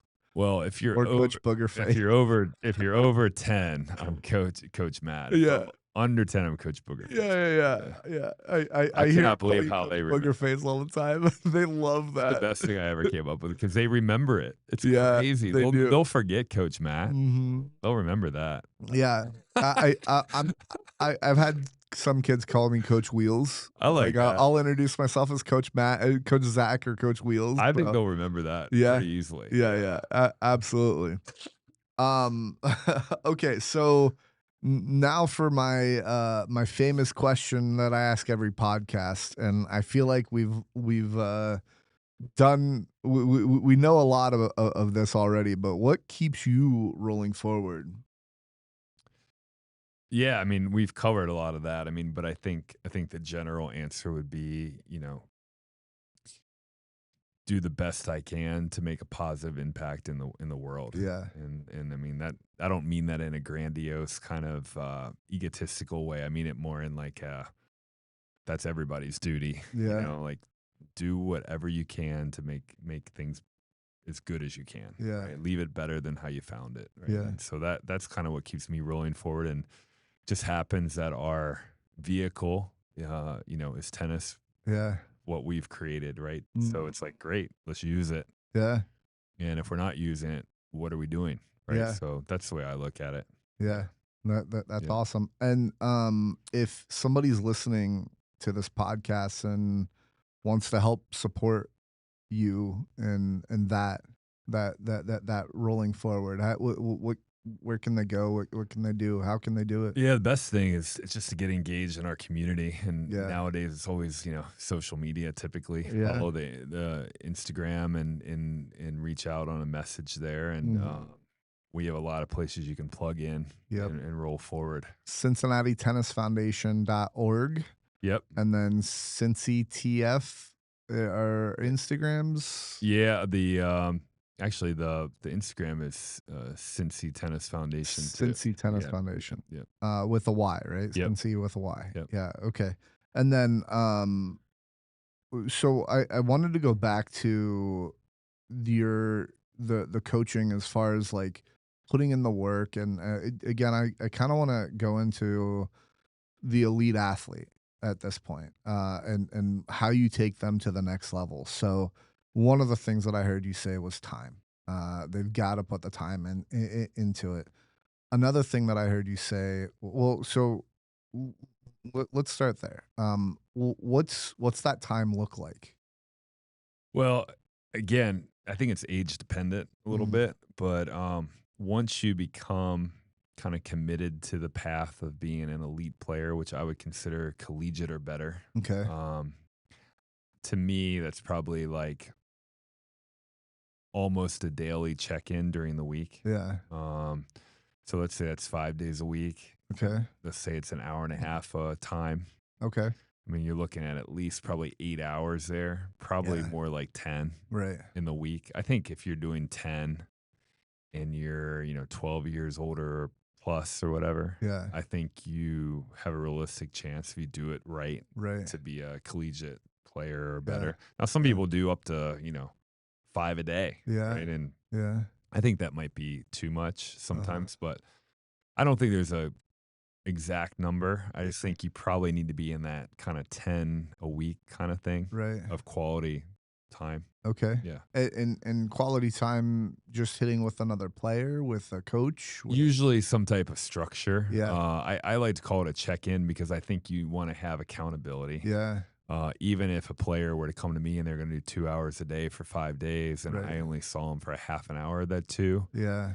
but we had a structured plan or an idea of what they're doing Right. that particular day, I Yeah. think that would be, very good. Yeah. Hitting with the buddy is good too. It's Mm. like free play, but I don't think you want to make that the majority of your time. Yeah. Yeah. And then under 12, what's that look like? I think it's a little bit kid dependent. Yeah. That 10 to 12 range is kind of blurry depending on how good you are Okay.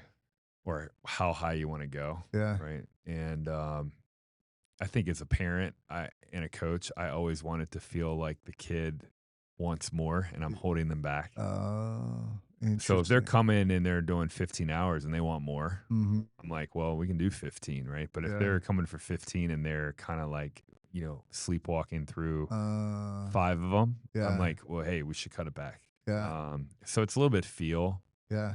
Um, I think, competing hard and traveling and things, you probably don't have to do until you're 12-ish, Right. you don't have to like overdo it when you're 10 Right. as far as like traveling to every national event or things like that. Yeah, Yeah. yeah, sure. Um, you always hear about these athletes that start at like 3 or 4 and then become pro and Yeah. stuff like that. Tiger Woods. Yeah. Uh, What do you think what do you think it takes to be go pro? Is it starting at that early age, or is it just putting in that 10 hours a day plus to actually get I there? mean, we work with some pros. Yeah. So there's, Peyton Stearns has Mhm. spent some time with her. She's 28 in the world right now. Yeah, Doing that's great. awesome. JJ Wolf, Mhm. Katie McNally is a local player as well. Yep. So all pretty good. They've done great. We've had a few other kids that are in the 200 range. So, Yeah. um, in different paths, right? Some of them, like take JJ, he played multiple sports, Mm. didn't really commit to a national schedule until 13 or 14. Ah, Peyton Stearns kind of did a similar thing. She was probably not she was a great gymnast. yeah. Didn't really commit to a national schedule until like 16, 17. Wow. And then we have like Connie Shee, who was about high of like 170 in the world. She won every national event, 12s and 14s. Whoa. So you look at the past, right? Is there one way? I don't think there is one way. Mm. But I think you have to really like the grind. Yeah. Takes quite a bit of work, and Yeah. you have to be a little different in your mind, Yeah. and you have to be you have to like the kind of the isolationist tour life, which is very tough. Yeah. So are you fit for that mentally? Right. It's hard to be. Yeah. A lot of people don't choose that life. It's very tough. Yeah. So I think long answer short, do you have the mind for it and the passion for it? Right. It's like anything. It's kind of like what we've been talking about, Right. you know? Do they make I mean, when I was traveling around the world, like I made a lot of friends in like we were really close to the Dutch players and the German players and all that. Like, what is that like from an able-bodied perspective? Is I think on the pro tour, they're pretty close. They know they each are other pretty okay. well. There's some like the American contingent is pretty tight right now. They're all get together. What Um, when you said isolation, then what? well, it's you're traveling 40 plus weeks of the year. Yeah, right, So, you want to have a family life. Do you want to right. have, how's your dog take that? Yeah, You right, know, do you see your parents? right. Do you have a home? Mhm. I mean, those are isolationary type things. You're not. I Yeah, mean, yeah, you have some friends on the tour, but yeah, yeah, it's pretty hard to deal with mentally. You have to yeah, be pretty special in your brain. yeah. You know. You Yeah. sure do. Yeah. And one of the things when I was playing, I I lost interest in the travel myself. Uh, Yeah. and one of the reasons, dude, if if smartphones were around like they are now, I probably would have no problem Yeah. because like I could listen to a podcast or a book or Yeah. whatever else and be fine. But I don't know. I found myself getting bored. I guess like between matches and stuff like that, and like it was fun to go to the different countries. It was a blast. Don't get me wrong. But there were definitely, I mean, there's definitely a lot of waiting between matches. You've got the not before one, which means you're gonna play. You got to be there at one, and you could play at 2:30 based on how Right. many courts are when the courts are I available. wish So tennis would change that. Put it on times. yeah, It would really help viewership too, I feel like. But yeah, I agree. That's interesting. Let me ask you about the professional tennis audience. Um, one of the things that is my opinion and maybe disappoints me to an extent is if you go to a basketball game, there's craziness. There's yelling and screaming. There's like someone you see all those like things like when someone's shooting a foul shot, yeah, they're yeah, waving things and yeah. stuff like that. And like when you go to a tennis tournament and you watch a match, you have to be quiet. Uh-huh. And I get like, golf is the same way, but then again, golf is like you hit a ball and then you got to go 100 yards to go get it, right? And then Yeah. you hit another ball and so it's a lot less of you have to be quiet for this amount of time and all that. So Right. um just curious from your perspective on the audience, like do you one of the things that I've heard is if you're an elite athlete and you're at that level, you should be able to weed out those distractions. And Yeah. so, what is your thought on like the noise and I stuff I like that? I think And they're working on it. I think they're working on making it more fan friendly. I yeah, mean, I'm with you, where I can kind of tell you're leaning is like, yeah, I think those athletes really they just want they want a big fan support and they yeah, want to make money. yeah, And to me, how do you do that? Well, you make it right, more fun for the fans, right? right, And I think like that's where pickleball has gotten kind of ahead of tennis. They've done a yeah, little better on the fan experience as far as you know, kind of just what you can do when you're there. right, But I think, you go up to the Cincy Open. I think they are really cutting edge on that, and they're yeah, really trying to do some great things. I mean, awesome, the experiences up there are they're more about the social aspect than good, the actual match. okay, I've had friends up there that barely even watched ton of the tennis, but they yeah, had a great time. yeah, So I think making it more of an experience and right, there's event people that are very good at that in the Cincinnati Open is good, second to none. okay, So I think it'll keep going that way.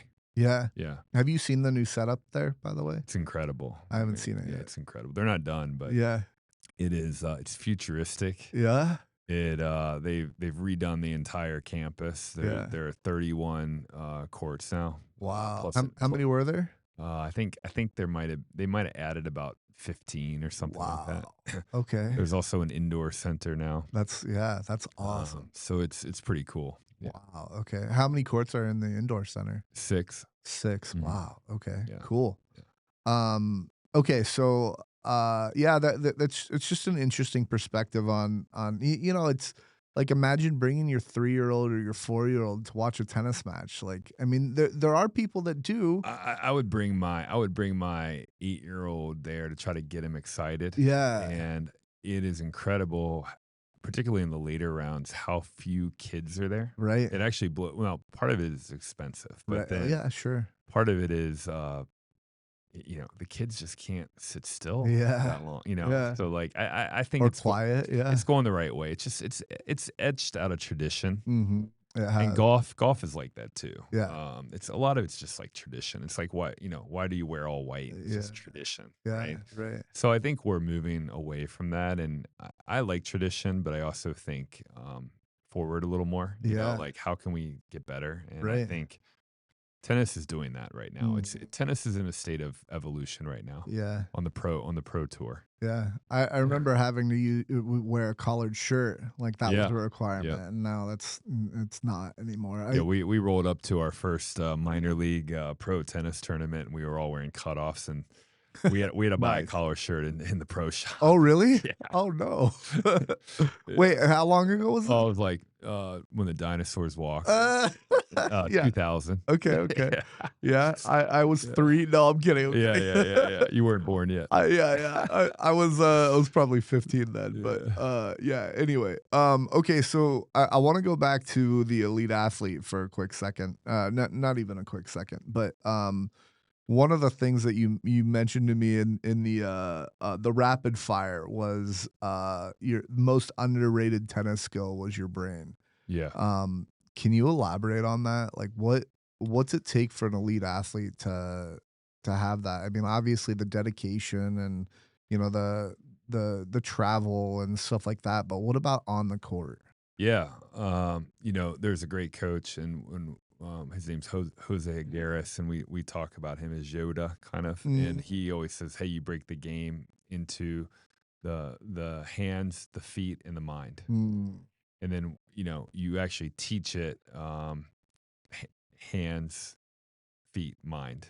uh, So basically you learn how to hold the racket, yep, you learn how to kind of like move correctly and do the yeah, right movements that impact the racket, right? yeah, And then you learn how to think. yeah, And so thinking comes to like strategy. sure. How do you deal with pressure? Mhm, What's your life view? How do you view the match? Do you over analyze it? Do you think yeah, it's worth more than it is? Are you under motivated? right, Um, are you competitive? yeah, Um, are you coachable? yeah, How's your vision? yeah, Because mind is also a little bit like the eyes and the head up here, right? yeah, Can you anticipate well? mm, Can you find the weakness of your opponent? right, Uh, Are you respectful? right, Are you a good teammate? mm, I could go on and on, but the yeah, the mind, there's like 100 things, right? yeah, To me, I always tell people I could teach a monkey how to hit a tennis ball. It's not yeah, hard, yeah, and they go, "What? It's hard." I'm like, "Not really. right, You hold the grip like this. You do that, yeah, But then the mind part is where most of I want mhm, to say money is made, right? yeah, Can you find ways to win? right, Should you play aggressive in a particular match? Should you push? right, Should you slice? Should you hit heavy topspin? Should you right, hit harder here? Should you, go for quick points or long points? yeah, You go on and on. yeah, But I think very little time is spent there yeah, by a lot of players, and yeah, they always want a solution on a particular stroke, right? yeah, And sometimes I think coaches do that as well. They want to always coach a particular stroke, mm, and they go over technical, but it's like really a lot of your movement of the dial will happen in the mind. So yeah, can you coach the mind? right. That's my take on that. How, I'm gonna ask, how do you coach that? But then, like, is there a drill or two that you can think of that are like maybe your go-tos that like help you coach that? Like one of the things that I can think of is like, okay, you want to do pressure points. You're down 40, you're down love 40 and you're serving. Yeah, And that's a pressure point. Like let's see how well you do on that. that's a So, great one. I um, yeah, I mean, one thing that we'll do often is like really simple is like you take a kid and you could, let's say you're feeding to them out of a cart and you say, "Hey, hit cross court," and they'll do it. yeah, You say, "Okay, hit cross court past the service line," yeah, and they'll do it. And then you go, "Okay, let's hit 11 in a row cross court." yeah, And now you can tell right away if the kid has a mental fortitude or not. yeah, And they miss on ball five and then they're freaking out and breaking their racket and then they can't yeah. get it and they're crying and you're like, oh, okay, we Right. got some issues here, right? Yeah. Or they miss, they work through it Right. and they get through that challenge and that intentional kind of making them fail, like we talked Yeah. about earlier. Right. And then you can tell a lot, right? Yeah. It's kind of an easy litmus test, I think. Yeah. Um, Sometimes if it's too easy and they're sitting a cross court or whatever, then you just add the depth rule Right. to get them to a point where they fail Right. and then Yeah. see what they do, right? Yeah. Yeah, Yeah. I just yeah, want to throw out like you can do that at any level. yeah, You can say, all right, let's see how many times you can get a racket on the ball. You can do, all yeah. right, let's see how many times you can get it over the net. Doesn't even have to be in. So then yeah, you just keep narrowing down that challenge and getting it harder and harder and harder. Able-bodied, wheelchair, adaptive, Everything. any level Yeah. you can find. That's the art of how do you mentally challenge them where they feel like, oh, Right. I might fail here, and then kind Right. of observe what they do. Yeah. So what do you Yeah. do, right? Yeah. Yeah, we have, we had a player that, often struggled or not often, but struggled mentally from time to time, and it was, like, deliberately in practice putting him in that spot um, to get frustrated, Yeah, so that he could and it's also about talking to him beforehand of, like, "Hey, like, what what can you do in your own head to be mindful or to stop yourself from going off the deep end, right? Like, and one of those things is like taking a deep breath, to turning your back towards the court if you're playing a match, and just taking 5 to 10 seconds to for deep breathing. The other thing that was helpful for him was like realizing that it's not the end of the world, right? yeah, Like this isn't this is tennis. This is I mean, yes, it's fun and you want to win and all that, but it's like, it's okay. right. Life will move on. Well, I think developing that baseline perspective is really important, Mm, and the parents do it, or like I love what we do, where the kids volunteer and yeah, they understand, and even I mentioned things like the like able-bodied, wheelchair, whatever. yeah, It's good to have perspective too. Like, hey, quit whining, dude. yeah, Like, this kid over here that you're helping volunteer, for example, can't walk or they or right, they they have a harder time doing something you do take for granted, right.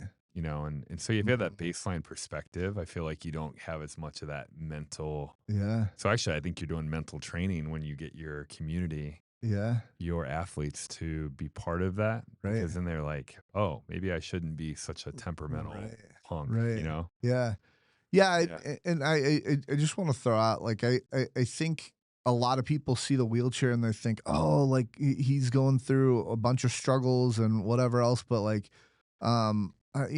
it's possible that an able-bodied kid might be having some internal A struggles, hundred. right? A Like, hundred. Yeah. and that's not directed at you. That's just No. at the audience. It's like, I just want people to understand that like, hey, we all go through struggles. Let's roll forward 100%. together, like, 100%. but yeah, like it's it's great to see those different contrasts and all that too. Um, going back to mental, um, how I know this is different for everybody, but, like, how do you mentally prepare for a match?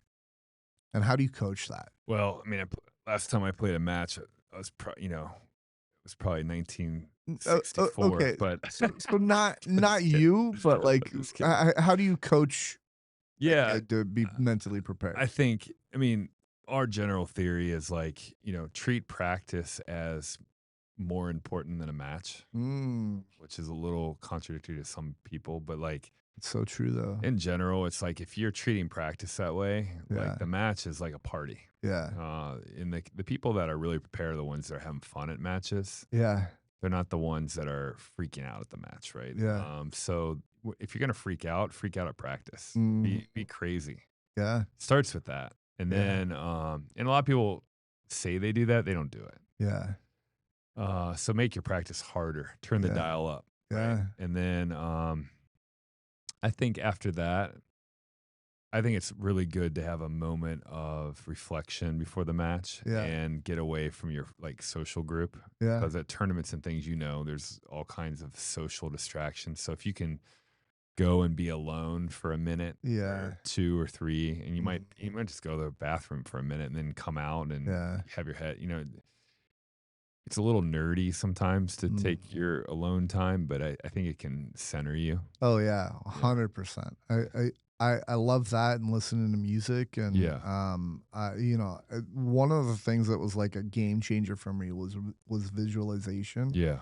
and, like, man, like, we saw at the Paralympic Training Center, we saw a sports psychologist, and he taught Mhm. us uh to picture yourself playing against the opponent the night before and take deep breaths and you kind of like go into this state where like you're playing against them and I don't know what your mind does but like you Well, almost it's like, dream yeah, like you're playing so well kinda and like practicing for a speech, right? It's like yeah, you've ran through it before. yeah, So yeah, there's some debate on, like, should you visualize a perfect match or should you visualize, one that has good points and bad points that you, like, work through? yeah. Some people debate which one you should do. Which do you think? I don't know, I'm not real sure. I There's a select few of kids that do visualization and they're committed to that. Yeah, I usually tell them, uh, it's kind of up to you. You can visualize a perfect match. You can visualize some ups and downs where you right. get through it. I mean, I kind of like the realistic one better. Yeah. I would, if we lost a bad match in college, our coach would make us. This could have gone to embarrassing moments actually, but he would make us go down to the end court and play a pretend match, uh, two sets, yeah, perfect match, you would call it. yeah. And we'd have to play where we'd like hit the ball with no ball. We'd visualize it Oh. and actually play with no ball. Yeah. And it was right by like the football field. Uh-huh. So all the football players would like walk by and make fun of us for playing tennis, right? And we Yeah. play in like the air. Yeah, yeah, But it yeah. was like a visualization exercise. Right. So it was called the perfect match. And Yeah. it actually kind of helped because it made you just kind of think about playing well. Yeah, right. So I don't know which one's right, but it's Yeah. kind of cool to do. Yeah. Do you, that's interesting to hear you say a lot of kids don't do that these days. That was, like, a huge thing when I was playing Well, I mean, tennis, you I were guess. national number one. I mean, it Sure. takes a pretty high level. I mean, we have quite a few national kids we work with, but Yeah. there's probably let's just say 20 in the maybe 30 in the top Yeah. 100, right? Mhm. Maybe 20ish. But like of those, so you have 20. How many of those actually do visualization? Right. Probably 10, Right. 5 or 10, right? Right. And then the rest of the kids that are pretty good, but maybe Yeah. not at that level, they're not quite as committed to doing that. There might be one or two that Yeah. do, right? So Yeah. I think the really highest levels, they understand anything I can do to be better. Right. I'll do it. Yeah. You know. Yeah, and one of the things from a visualization standpoint that really helped me out was, especially with nerves, like, if I'm on the court and I'm nervous, like, especially when I serve, like, I always bounce the ball 5 times, Mhm. and then I throw the ball up, right? But what I'm doing when I bounce the ball 5 times is I'm visualizing. I look at where I'm gonna serve, and then I'm visualizing my exact stroke Mhm. of what kind of spin I want to put on the ball and how I'm going to follow through and what I'm going to do with my shoulders and my back and all that. So um it's so hard to be nervous when you're just thinking about all the mechanics Yeah. of the game, Mhm. you know. So um what um what other strategies any other strategies that you want to throw out that Mentally yeah, or mentally. I don't know. I mean, I think a big one for a lot of tennis players, because tennis players are typically self-critical because Yeah. they're independent, right? Yeah. And they believe in themselves, but they Mhm. also are hard on themselves because they're perfectionists typically, right? Yeah. So I think it's really important to keep your inner dialogue, Positive. positive and Yes. going, and just like pumping yourself, right? I Yes. think it's really important, and that's to me that's a really important life skill because in, So in true. life it's very easy to be self-critical, especially if you're a doer of any type, right? And Yeah. it's like you have to be able to pump yourself up, right? Yeah. Which is something you learn. You train your inner voice, right? Like Yeah. it doesn't just happen. You have to work on it. Yeah. So For sure. I think tennis, that's a really big one. Yeah. 100%. There's so much downtime, Yeah, there are. and the only person you're talking to is yourself. Yeah. Yeah. So you better work on that. Right. That's you, so you know, true. yeah, I think who was it? Randy Snow. He spoke to us as a group at one point, and he had note cards that between matches he would yeah. just look at, and they're just like affirmations of A lot of people have them on changeovers. yeah, Yeah, yeah. yeah, yeah. Yeah, that's interesting, and I mean, part of them, from what I've gathered, was like motivational talk, but also like maybe it's your backhand that you keep flipping your wrist on, or I Uh don't huh. know, just hitting it horribly A incorrectly little instead of checkpoint like, on a hey, follow shot. through on your Yeah. backhand and your slice or whatever else. So yeah, checkpoints on that. Just a reminder of like, all right, I got to do this. Um, cool. Well, we're almost pushing 2 hours Woo! already. So I knew I could make it. yeah, right. Is there anything that you can think of that you wanna keep talking about or No, I think mention? I think that was great, and you're doing an awesome job. Thank you. Yeah, thank you for having me. Yeah, Yeah, go ahead and shout out, CTF one more time. yeah. Follow us at Cincinnati Tennis Foundation on Instagram, and if you have any questions or want to get involved, message us, and Yep. we'll get you going. Yep, Yep, there's also Facebook as well, and then, the website, cincinnatitennisfoundation.org. yep. So, alright, I'm gonna do my outro, but before I do the outro, I just wanna say you're one of the guests that I've had on the podcast that I was most looking forward to. Like, I really appreciate you coming on and taking the time. I know how busy you are, and, just getting 2 hours of your time That's to just great. sit down with you and talk to you and get knowledge from you has been awesome. So Same. Thank you. I Yep. also so appreciate the Cincinnati Tennis Foundation and what you've done, and just wanted to throw that out as a thank you. So Thank you. it's been a dream come true for me. So Awesome. yeah, thank you. Yep. All right, guys.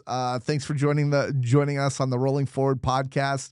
If you like what you heard, hit that like button, subscribe, or drop a comment. I want to hear what keeps you rolling forward, or if you have my next T-shirt idea or something you heard today that stuck with you. I'm for it all. Want to see more shirts like the one I'm wearing? It says role model because I'm in a wheelchair. For those that didn't know, you can find my designs over at rollingforward.printful.me. And if you've got a story worth sharing that fits the theme of what we're doing here, I'd love to hear from you. You could be my next guest. Until next time, keep rolling forward. Thanks, everyone.